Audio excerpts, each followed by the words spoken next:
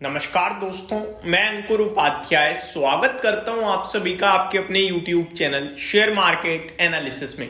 दोस्तों यहां पे आप सभी के साथ कुछ इंपॉर्टेंट टॉपिक पे डिस्कशन करने जा रहा हूं। सबसे पहली बात, बाजार में क्या बॉटम बन गया, क्या मार्केट अब वापस से ऊपर जाएगा, क्या बाजार में इस समय वापस से कैपिटल लगाना चाहिए, क्योंकि काफी सारे इन्वेस्टर्स ने सेलिंग कर दी मंडे को जब पैनिक क्रिएट हो रहा था। अब वो सोच रहे हैं कि यार बाजार तो गिर ही नहीं रहा हमारे बेचने के बाद, ये तो ऊपर जा रहा है, तो क्या भाई साहब खरीद लें, बॉटम बन गया। कहीं ऐसा ना हो कि हमने बेचा तो बहुत नीचे, खरीदे बहुत ऊपर। तो वो जल्दबाजी भी है कि मैंने तो गलत समय पे बेच दिया, बाजार तो बढ़ने लगा है, कहीं मेरे हाथ से सब कुछ निकल ना जाए, उससे पहले खरीद लेता हूं।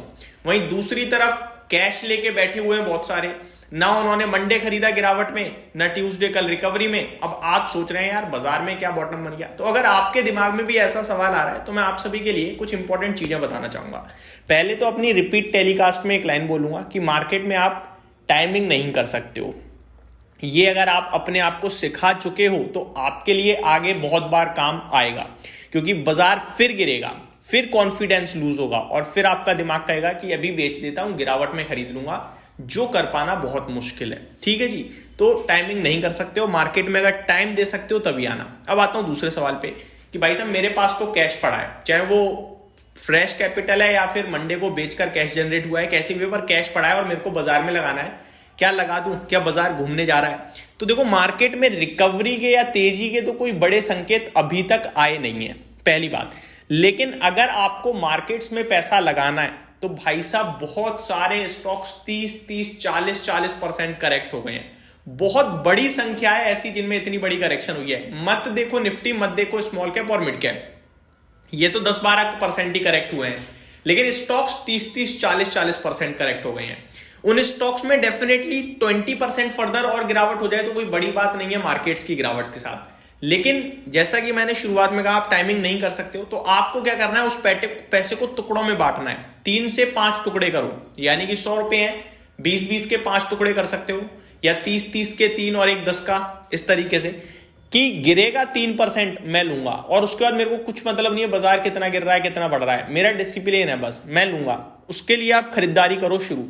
आप सोच रहे हो वो 100 रुपए मेरे को एक साथ लगाना है, बिल्कुल बॉटम में लगाना है, और उसके बाद तुरंत तेजी आए, 3 दिन में प्रॉफिट हो जाए और फिर मैं बुक कर लूं, ये नहीं हो सकता बाजार में, स्पेशली इस तरीके के मार्केट्स में। तो क्वालिटी स्टॉक्स जिनमें बढ़िया करेक्शन हो गई है उनमें खरीदारी करो। काफी लोग पूछेंगे भाई क्वालिटी स्टॉक्स नाम भी बता दो कुछ, तो अभी तक मैंने इस फॉल में एक भी वीडियो स्टॉक स्पेसिफिक नहीं बनाई है कि इन स्टॉक्स में आप खरीदारी कर सकते हो। बस मैंने बनाई है कि ये इतना गिर गया, वो उतना गिर गया, इसमें आप ये कर सकते हो, वो कर सकते हो, ऑलरेडी एग्जिस्टिंग इन्वेस्टर्स के लिए। फ्रेश कैपिटल कहां पे लगाया जाए इस पर मैंने अभी तक बात नहीं करी है, क्योंकि अभी मैं थोड़ा और वेट कर रहा हूं कि मार्केट थोड़े संकेत दे कुछ स्टेबिलिटी के या फिर बाउंस बैक रिकवरी के, या थोड़ा और पुश हो नीचे की तरफ। जो लेवल्स हैं इंपॉर्टेंट लेवल्स वहां तक पहुंचे। इंपॉर्टेंट लेवल्स की बात करें तो कहीं ना कहीं निफ्टी ऐसे संकेत दे रहा है 22,600 तक पहुंचने के, मिड कैप इंडेक्स 50,000-51,000 के आसपास पहुंच सकता है, स्मॉल कैप 16,400 से 16,600 की तरफ पहुंच सकता है, जो कि यहां से 4-5% समथिंग नीचे है। तो अगर ऐसी कोई मौके बनते हैं तो वहां पे ध्यान देंगे। बाकी अगर मैं ओवरऑल बड़े स्टॉक्स की बात करूं अभी, यानी कि नो ब्रेनर टाइप, जो बहुत बड़ी कंपनियां जिनमें आपका पैसा तो बनेगा लेकिन लिमिटेड बनता है, उसमें एक नाम आ जाता है दोस्तों, टाटा मोटर्स का।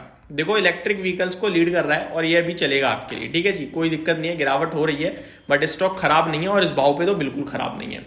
दूसरा नाम आपको थोड़ा सरप्राइजिंग लग सकता है दोस्तों, लेकिन मैं आपके साथ शेयर करना चाहूंगा, ऑटो से ही है, मारुति। सरप्राइजिंग इसलिए क्योंकि ये ऑलरेडी चला हुआ शेयर है, गिरा नहीं है ज्यादा। इसकी ईवी लॉन्च होने वाली है, कब होने वाली है, 1-2 दिन में होने वाली है आई थिंक। तो ईवी लॉन्च होने वाली है, प्लस स्टॉक बहुत स्ट्रॉन्ग साउंड कर रहा है, रिजल्ट्स बहुत ही दमदार आ सकते हैं, अपडेट्स बड़े दमदार आए थे, तो इसलिए मारुति का शेयर कहीं ना कहीं इंटरेस्टिंग लग रहा है। 2 व्हीलर्स में देखा जाए तो बजाज ऑटो भी अच्छा लग रहा है। बजाज ऑटो की बात करें तो डिस्क्लेमर ये है कि लॉन्ग टर्म पोर्टफोलियो में ये बजाज ऑटो की बात करूं 8,500 रुपए पे आ गया, ऊपर करीब 12,700 के हाई लगाए हैं इसने, तो काफी करेक्शन हो चुकी है एक दिग्गज कंपनी में। तो ये एक स्टॉक है। आज 2 व्हीलर इलेक्ट्रिक के नंबर्स आए, उसमें पहले नंबर पे था बजाज ऑटो पहले, लेकिन अभी दूसरे पे फिसल गया है, पहले पे टीवीएस मोटर्स आ गया है, तो ये आपके लिए एक अपडेट है। प्लस आप हीरो मोटोकॉर्प पे ध्यान दे सकते हैं, वैल्यूएशन वाइज बहुत ही ज़्यादा सस्ता हो चुका है, ये रीजनेबल लगने लगा है मेरे को इस भाव पे। खोने के डाउन साइड मतलब खोने के लिए ज़्यादा कुछ नहीं दिखता है, वैसा स्टॉक हो गया है ये।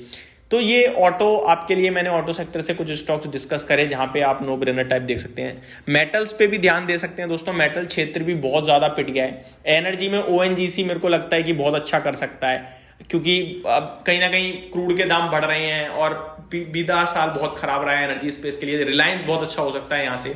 एशियन पेंट भी और पिडिलाइट ये भी मेरे को यहाँ से खराब नहीं दिखते हैं। तो ये कुछ स्टॉक्स हैं जिन्हें आप डेफिनेटली देख सकते हो। बाकी कुछ मिड कैप और स्मॉल कैप से भी मैं आपके साथ शेयर करूंगा जब मेरे को थोड़ा और कन्विक्शन आएगा कि इस भाव से आप कहीं ना कहीं 10% 15% की डाउन साइड है, तो आप स्टैगर्ड वे में लोगे तो बन जाएगी बात।